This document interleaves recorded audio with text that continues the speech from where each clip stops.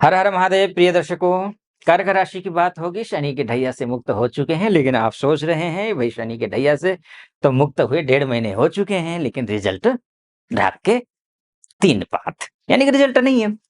अस्वाभाविक है, नहीं आएगा रिजल्ट। शनि के ढैया समाप्त तो हुआ ही है। और शनि कहाँ अच्छे डिग्री में है। आपके शनि क्या है? आपके बिजनेस के ग्रह शनि है। कर्म जब भी कार्य करते हैं ना, वो कर्म करवाने वाले ग्रह शनि ही होते हैं, है ना। तो अब ऐसी स्थिति में शनि कि ढैया समाप्त होने के बावजूद रिजल्ट नहीं आया है, तो मैं आपसे कहना चाहूँगा, वैसे तो मैंने शनि का जो वीडियो बनाया है, शनि को केंद्र में रख कर के, उसमें बताया हुआ है, लेकिन मैं आपको यह भी कह देता हूँ, एक लाइन में, आपको 18 मई 2025 के बाद थोड़ा-सा आंशिक रूप से रिजल्ट मिलना शुरू हो जाएगा।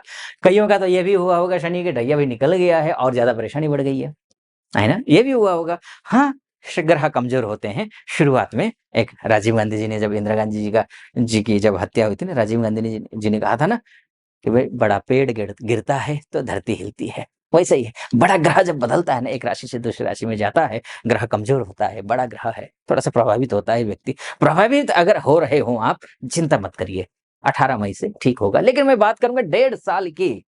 आपका ये जो 1.5 साल है ना, ये किसी काया पलट करने के लिए है, ये आपके लिए है, लेकिन बहुत सावधानी है। मैं खासकर अन्य राशियों के लिए जितना मैं सावधानी बरतने के लिए नहीं कहूँगा ना, उससे कई 12 राशियाँ होती हैं, 12 राशियों में से कर्क राशि के लिए बोलूँगा, सबसे ज़्यादा सावधानी आपके लिए बरतना है राहु के दृष्टिकोण से अगर हम देखें। शनि के दृष्टिकोण से शानदार था आपका टाइम, शानदार रहेगा आपका, निश्चिंत रहिए आप।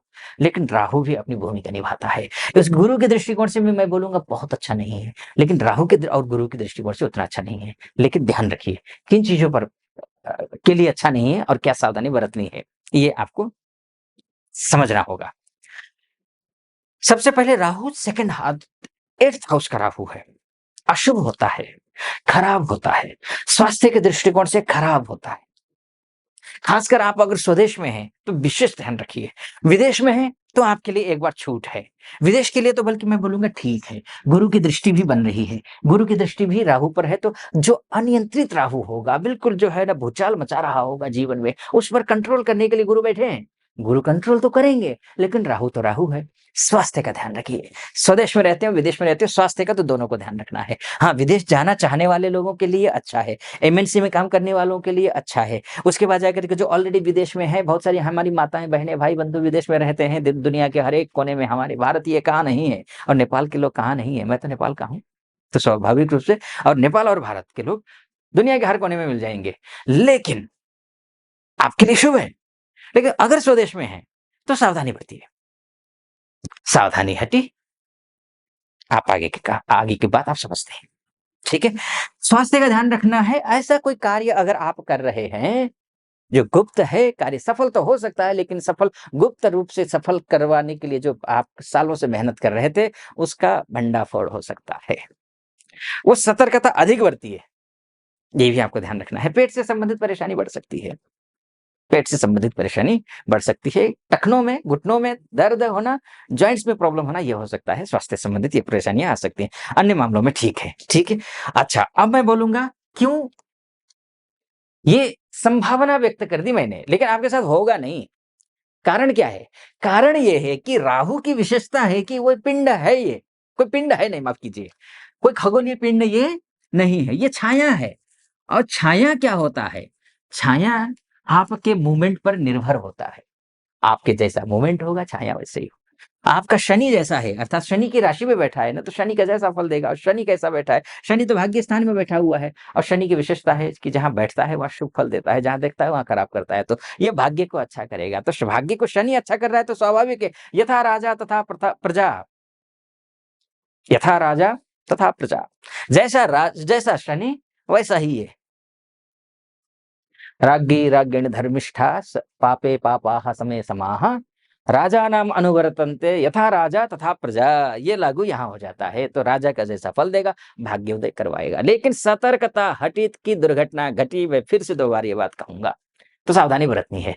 आगे क्या होगा, अब अच्छा बोलूंगा। अभी तक आपको लगा होगा ना कि आचार्य जी ने थोड़ा सा बुरा भी कहा, यानी कि सतर्कता बरतने के लिए ज्यादा बोला, और क्या होगा नौकरी करने वालों के लिए, विवाह करना चाहने वालों के लिए, बिज़नेस करने वालों के लिए क्या होगा, ये डिटेल में नहीं बताया आचार्य जी ने। अब बताऊँगा, उससे पहले एक निवेदन करूँगा। यहाँ तक पहुँचे हैं आप, सटीक लग रहा हो मेरा विश्लेषण, तो चैनल को महादेव का नाम लेकर के सब्सक्राइब कर दीजिएगा और लाइक कर दीजिएगा, और महादेव का ही नाम कमेंट बॉक्स में लिखना है। 11 बार लिखिए, 5 बार लिखिए, 21 बार लीजिए, जो भी श्रद्धा है आप लिख दीजिएगा। चलिए फिर से वापस लौट करके आता हूँ। तो अब मैं अच्छा क्या है ये मैं बताऊँगा। विदेश में रहने वालों के लिए तो अच्छा है कि संदेह है नहीं, स्वास्थ्य का ध्यान रखना। स्वदेश में रहने वालों के लिए भी अगर राहु का उपाय मैं बताता हूँ, वो उपाय अगर कर लेते हैं, तो स्वास्थ्य से संबंधित समस्याएँ नहीं आएँगी। जो भी कार्य कर रहे हैं, उस कार्य में आपको सफलता मिलेगी। वो उपाय आप समझ लीजिए। सबसे पहले वो उपाय है, एक बाँस की टोकरी में सप्तधान्य यानी कि 7 प्रकार के अनाज, साबुत अनाज लेना है या फिर साबुत दाल लीजिए। आप रख कर के एक धातु, किसी भी धातु का हो सकता है, एक आप चांदी माफ़ कीजिए, एक किसी भी धातु का एक नाग बना लीजिए।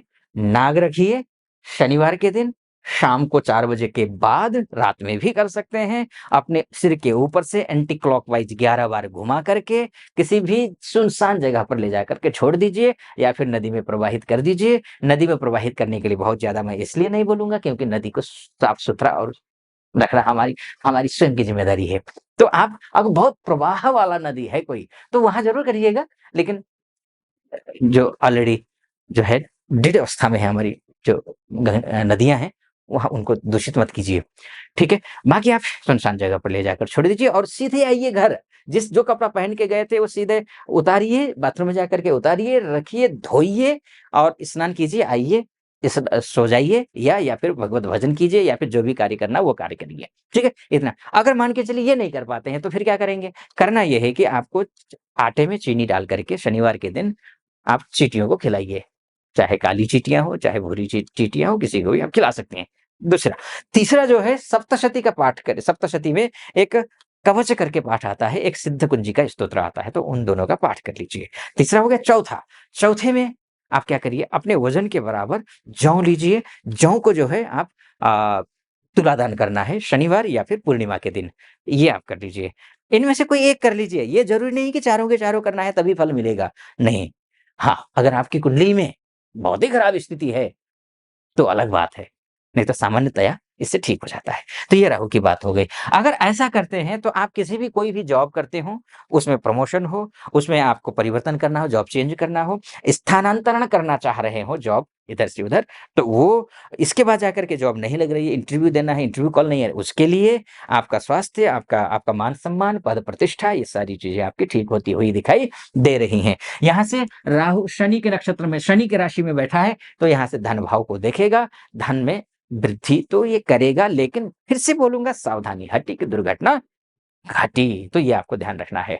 अष्टम का राहु बहुत अच्छा होता नहीं है, लेकिन मैंने आपको ये तरीके से आपको बता दिया कि ये करने से अच्छा होता है। बाकी देखिए, आपकी कुंडली क्या कहती है, सबसे ज़्यादा मायने तो ये रखता है।